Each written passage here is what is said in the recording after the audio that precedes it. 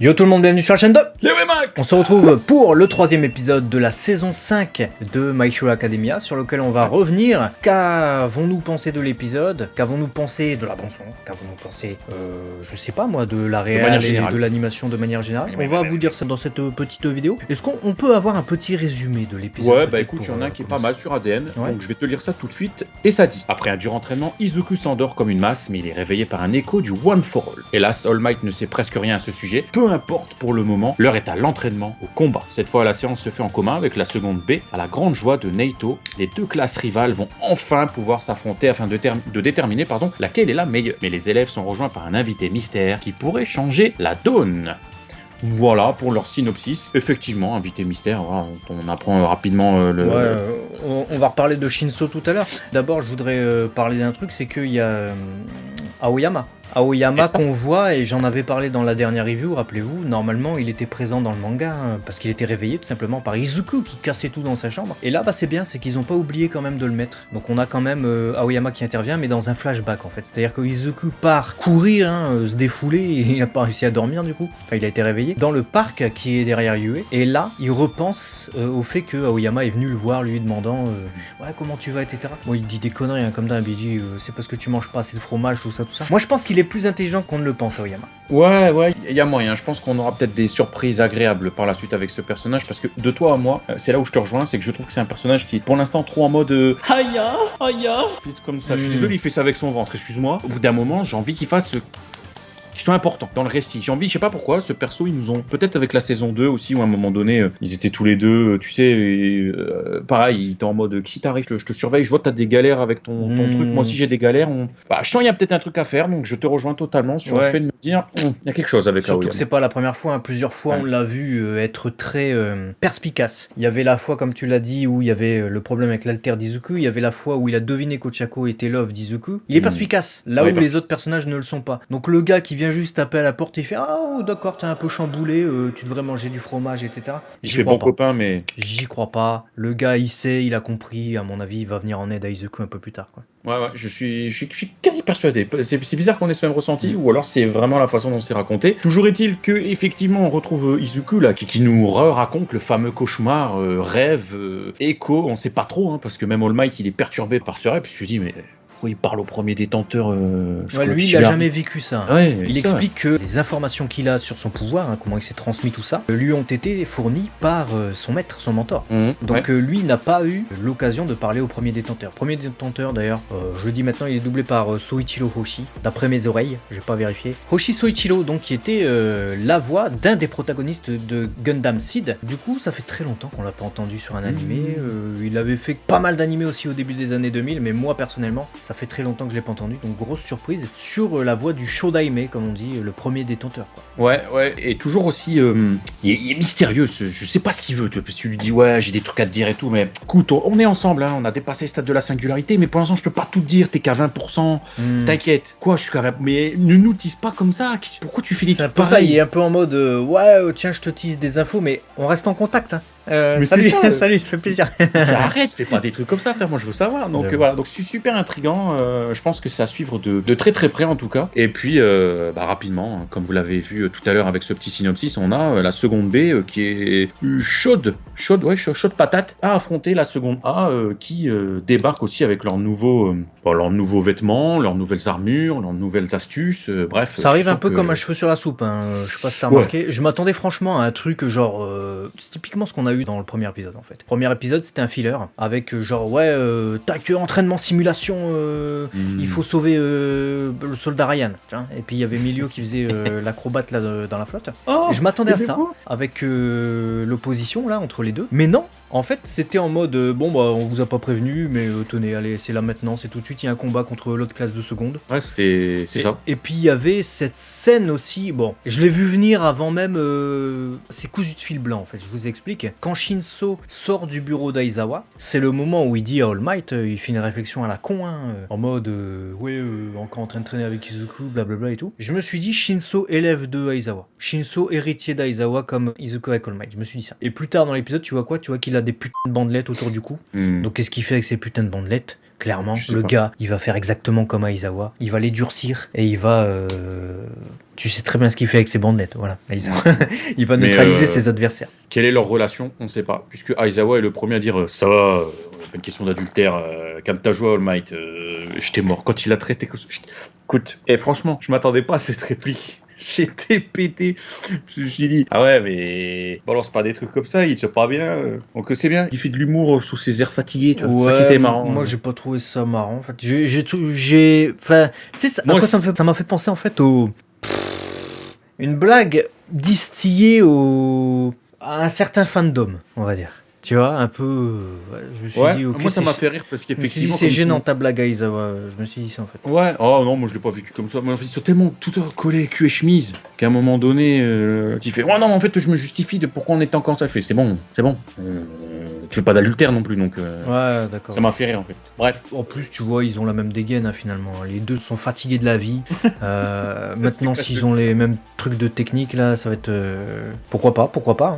D'autant plus que Shinso, on le voit un peu plus tard dans l'épisode, du coup, révèle ses nouvelles capacités. Je propose qu'on passe directement à ça, parce que c'est pas très intéressant de savoir qui se présente tout ça. Ce qui est intéressant peut-être, c'est de juste mentionner les règles, puisqu'ils sont donc en classe A contre la classe B. On nous représente tous les personnages, chose qu'il n'y a pas dans le manga où on s'attarde pas sur tous les noms. Merci à Nouklet d'ailleurs qui nous a fait la précision, parce qu'on lit pas le manga, je le rappelle. Et du coup, Shinso, lui, va intervenir dans 2 classes. C'est-à-dire qu'il va intervenir une première fois dans un groupe d'une classe, et ensuite une deuxième fois dans un autre groupe de l'autre classe. Et ensuite, il nous montre ses capacités, et ça j'ai adoré, c'est la fin de l'épisode où Beast et l'autre gars qui est derrière lui se font prendre à son piège, puisqu'il peut changer sa voix avec son masque. Et ça c'est super pour sa capacité, qui fait que, en fait, tu tombes sous son contrôle à partir du moment où tu lui réponds. Donc si tu sais que c'est ça sa capacité, tu lui réponds pas de base. Mais là, vu qu'il utilise la voix d'un de tes partenaires, tu peux te faire prendre au piège. Ah, c'était génial. C'était génial. Au début, je me suis dit, à quoi il sert son masque et tout? Je me suis dit, il fait un truc avec sa voix. Et puis, en fait, à partir du moment où il l'a mis en place avec ses réglettes, là, j'ai bien aimé. Parce qu'il faut savoir que c'était ce perso, j'avais pas forcément kiffé au départ quand on l'avait vu, justement, dans la 2e saison. Bon, le côté lavage de cerveau, on était à fond avec Izuku, c'était les débuts aussi. Il était arrivé un peu comme un cheveu sur la soupe, mais qui cassait un peu la tête. Moi, j'avais beaucoup aimé. Parce que je me suis dit,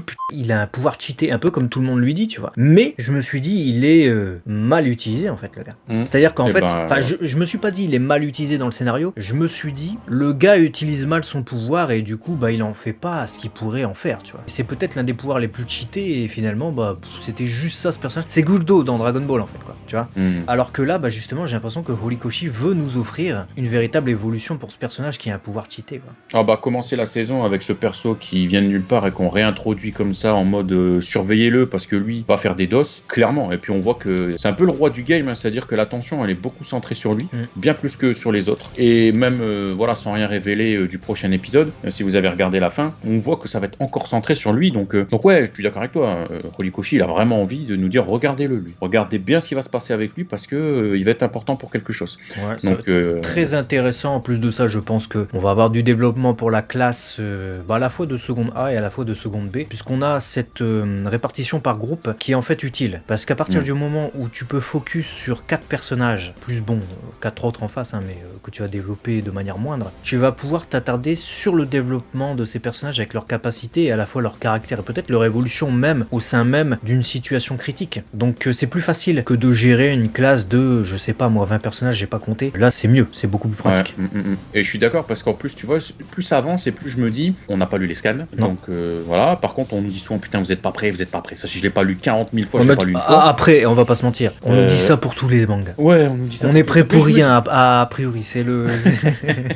Mais je me dis, a priori, si ça peut être ouf, est-ce qu'à un moment donné justement l'alliance des super vilains va pas atteindre un niveau tel qu'il va falloir justement aller plus loin que se concentrer sur la classe de seconde A qui est celle qu'on suit depuis 4 saisons, qui est celle qui a été justement celle à tout subir. Et justement, est-ce que cette présentation classe de seconde B en mode vous savez pas, mais ils sont aussi ouf, ils ont peut-être pas été au milieu du feu, mais par contre, eux, ils ont été hyper assidus en classe, et du coup, il faut se méfier quand même. Et du coup, pour revenir sur ce que tu disais, le fait de pouvoir mettre l'accent en 4x4 sur certains dégâts peut nous faire nous attacher ou nous faire connaître un peu plus chacun des persos, et du coup, ça nous étonnera pas si demain, il y a une alliance seconde A, seconde B contre, je sais pas, énormément de vilains, où on se dira, putain, ouais, lui, il était stylé, je me rappelle ce qu'il a fait contre machin et tout. Ah ouais, Beast, il peut le saquer. Enfin bref, tu vois. Tu vois, typiquement, Beast ou alors Kinoko, la meuf champignons, là, je m'en souvenais pas. Je savais même pas qu'ils existaient, ceux-là. Bah ouais. Donc, ouais, c'est le moment de mettre un peu un focus sur des personnages qu'on voyait pas. C'est une bonne réflexion. Et je me dis aussi, j'ai envie de revoir l'Alliance des Vilains, parce que là, je sais pas ce qu'ils préparent. Tu vois, ça fait très longtemps qu'on les a pas vus. Et j'ai, malgré ça, hein, malgré le fait que Horikoshi fasse ressortir un peu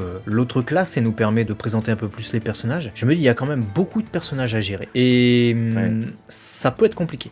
Ça peut être compliqué. Ouais, ça peut être compliqué. Après, de manière générale, niveau de l'animation, t'as pensé quoi, toi, de l'épisode? Animation correcte. J'ai pas vu de fulgurance. J'ai trouvé que c'était un bon épisode de My Hero Academia, propre en fait, qui a su se sustenter de ses qualités de base en fait. Ouais, c'est ça. Ça s'inscrit dans ce qu'on connaît de My Hero C'est Academia. exactement ça. Et en plus, ça reprenait, bon, ça c'est des facilités, on sait, de studios d'animation, de reprendre des séquences d'animation qui appartenaient à des épisodes précédents. Là, d'autant plus qu'il y avait pas mal de flashbacks, notamment avec le rêve d'Izuku qui occupait encore une grande part de l'épisode. Et puis quelques flashbacks aussi avec Shinso, où on voit le combat contre Midoriya, etc. Donc effectivement, ils ont bien gratté 3-4 minutes d'épisode avec le début. Donc voilà. Mais sinon, c'est un épisode efficace. Et même la bande-son, j'ai trouvé qu'elle soulignait au niveau musical l'action qu'il fallait. Et les seiyuu, je les ai trouvés top parce que ça m'a permis d'en découvrir des nouveaux. Donc j'ai eu vraiment une sensation auditive différente. Parce que, bah oui, effectivement, quand t'as 10 gars qui se présentent et qui font des trucs, bah c'est bien. Donc voilà. Bon, ce que j'ai à dire moi sur la bande son. Ouais, moi j'étais alors je sais pas pourquoi sur cet épisode précisément, mais c'est vrai que me redire que Tokoyami c'est Rainer ou que Ochako c'est Gabi, j'avais une oreille très attentive aux voix des personnages. Et c'est vrai que bah la seconde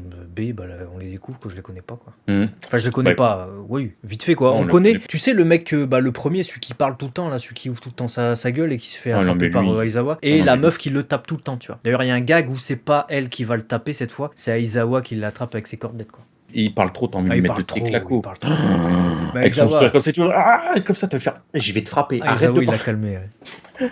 Bah écoutez, je pense qu'on a tout dit, nous concernant en tout cas sur cet épisode. Il n'y a pas beaucoup plus à ajouter. Hein, juste, l'information qu'on a en supplémentaire, c'est que ça correspondait à 2 chapitres. 194-195 du manga. Donc si vous voulez vous replonger là-dedans, il n'y a pas de souci, allez-y. Nous, on se retrouve prochainement pour une nouvelle vidéo sur la chaîne de Léo et Max. Des bisous à tous. N'oubliez pas de vous abonner. Ciao, ciao.